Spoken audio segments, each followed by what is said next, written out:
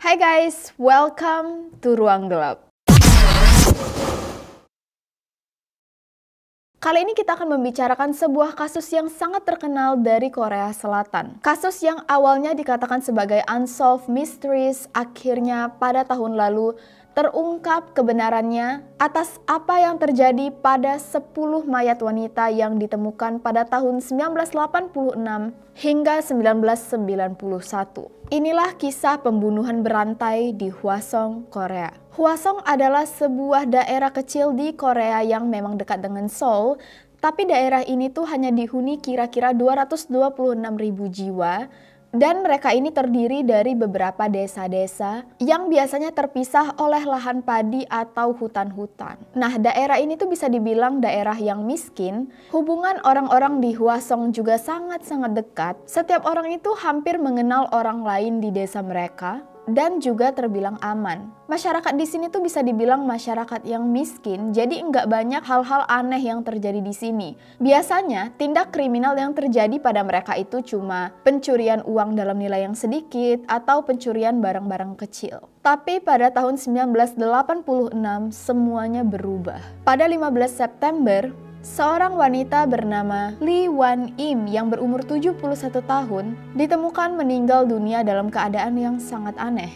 Mayatnya ditemukan di dekat sebuah lahan padi, terbukti mengalami pelecehan seksual dan juga dia ini diikat tangannya serta kakinya dengan pakaiannya sendiri. Belum sempat polisi melakukan investigasi lebih lanjut tentang kasus pembunuhan Lee Wan-im, 1 bulan kemudian di Oktober tanggal 20, mayat Park Hyun-sok ditemukan dalam kondisi yang sama di Jinandong.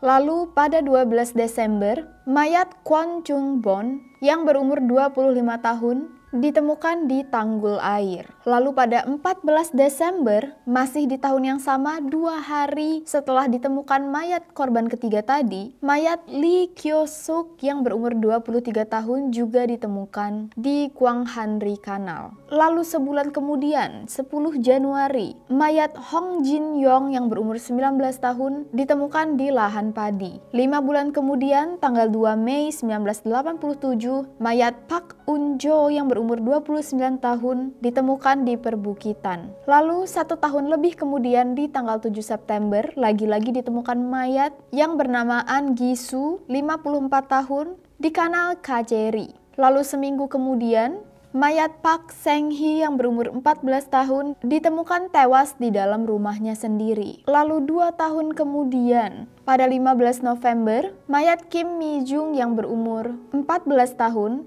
ditemukan di Bukit Byeomjong-dom. Lalu mayat terakhir ditemukan lagi pada tahun 1991 atas nama Kwon Sun-sang berumur 69 tahun di Bukit Bwansongri. Nah, dari ke-10 korban ini, hanya mayat Park Sang-hee yang ditemukan meninggal dunia di dalam rumah. Yang lainnya kan ditemukan di lahan padi atau di dalam air. Jadi polisi menyatakan bahwa mereka yakin pelaku yang membunuh Park Sang-hee itu berbeda dengan pelaku yang membunuh ke-9 korban lainnya. Ke-9 korban ini akhirnya dipanggil sebagai pembunuh berantai dari Hwasong.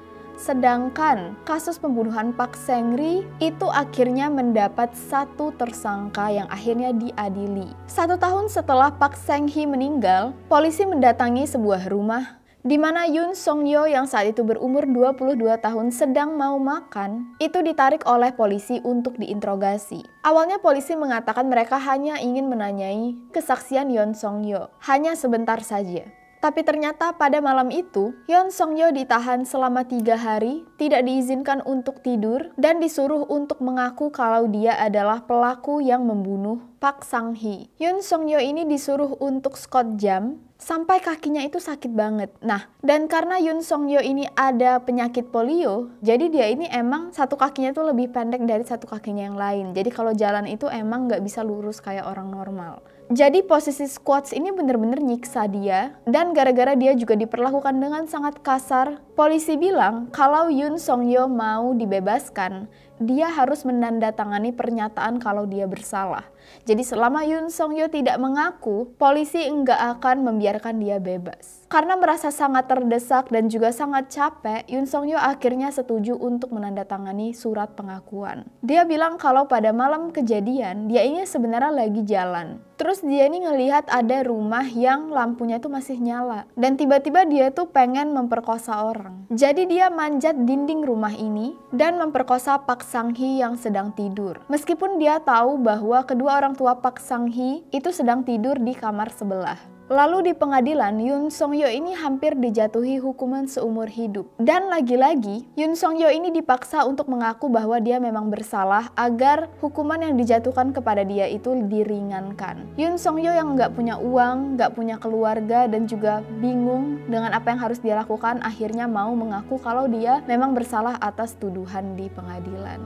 Sehingga ia mendekam 20 tahun di penjara. Nah, sedikit cerita tentang siapa Yoon Song Yeol. Jadi sejak kecil dia ini emang hidupnya tuh pindah-pindah. Waktu dia kelas 3 SD, ibunya ini meninggal dunia karena kecelakaan. Lalu ayahnya yang ditinggal sendirian dengan dia. Jadi sejak kecil dia ini emang udah nggak punya orang tua lagi dan nggak ada yang ngelindungin. Dan karena dia ini cacat, punya penyakit polio, dia ini sempat jadi gelandangan di depan toko ayam goreng selama setahun. Sampai akhirnya dia berumur 11 tahun, dia ini mulai bantu-bantu di sebuah toko mesin untuk peternak. Dan ternyata dia ini punya bakat ngurusin mesin. Jadi waktu dia berumur 22 tahun, dia ini ikut sebuah training agar dia ini bisa jadi teknisi yang terkualifikasi. Tapi sayangnya, ternyata tiba-tiba dia ini ditangkap oleh polisi, dijatuhi hukuman di penjara. Toko tempat dia kerja tuh sampai bangkrut karena mereka ini kehilangan tenaga kerja yang sangat berarti banget. Bahkan menurut pengakuan bosnya ini, Yoon Song Yeol ini orang yang sangat pendiam tapi baik banget dan juga lembut. Jadi orang-orang saat itu sebenarnya curiga Yoon Song Yeol ini memang bukanlah si pelaku, tapi orang yang dijadikan kambing hitam. Bahkan semua orang di desa ini tuh sampai takut untuk keluar rumah karena mereka ini takut didatangi polisi dan tiba-tiba dituduh melakukan pembunuhan yang sebenarnya enggak mereka lakukan. Sama kayak apa yang terjadi pada Yoon Song Yeol. Jadi desa ini tuh bener-bener sepi banget. Dan semua orang tuh juga takut untuk keluar. Nah, 10 korban tadi itu kan semuanya wanita nih. Ada rumor di mana katanya pelaku pembunuhan berantai ini mengincar wanita-wanita yang menggunakan baju merah. Meskipun ini cuma rumor. Tapi banyak wanita yang ngerasa nggak aman. Apalagi kebanyakan korban ini sepertinya tuh diambil atau diculik waktu mereka tuh turun dari bus di sebuah bus stop. Dan bus stop ini tuh jaraknya itu jauh ke desa-desa. Jadi mereka tuh emang harus jalan melewati lahan-lahan padi. Tapi dia tetap mengatakan bahwa dirinya ini enggak bersalah. Setelah Yoon Song Yeol dibebaskan dari penjara, dia ini bekerja di sebuah pabrik kulit dan berusaha untuk kembali menyambung kehidupannya. Nah, Yoon Song Yeol ini dikatakan sebagai pembunuh Park Sang-hee. Tapi kan sejak awal polisi sudah mengatakan bahwa yang membunuh Park Sang-hee ini merupakan peniru dari pembunuh berantai Hwasong yang identitasnya ini belum tertangkap. Nah, meskipun Yoon Song Yeol ditangkap sebagai pembunuh Park Sang-hee, masih ada 9 korban lagi yang pembunuhnya belum diketahui. Dan diyakini oleh polisi, 9 korban ini dibunuh oleh orang yang sama, pembunuh berantai dari Hwasong. Sedangkan Yoon Song Yeol ini cuma orang yang meniru pembunuh berantai ini. Nah, 9 kasus ini tuh sampai tahun 2019 masih berusaha untuk diselidiki oleh polisi. Karena mereka greget banget ini siapa pembunuhnya. Waktu kejadian pembunuhan ini di tahun 1980 sampai 1990, itu kan belum ada CCTV, belum ada bukti DNA.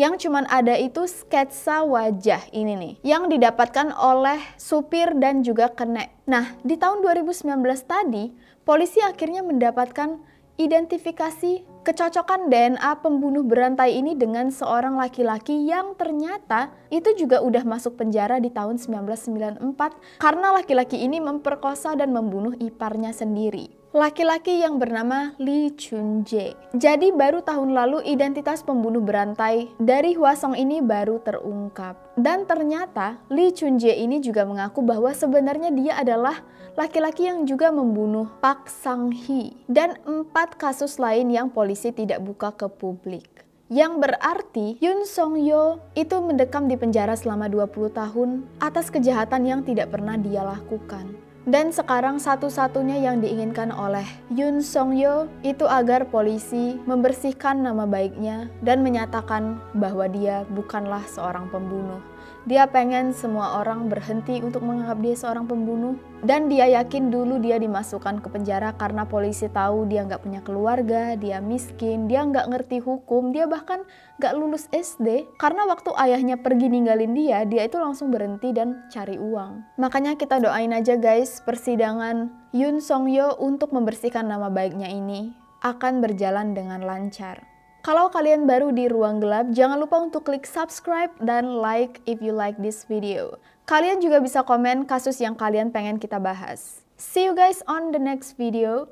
Stay safe and stay alive.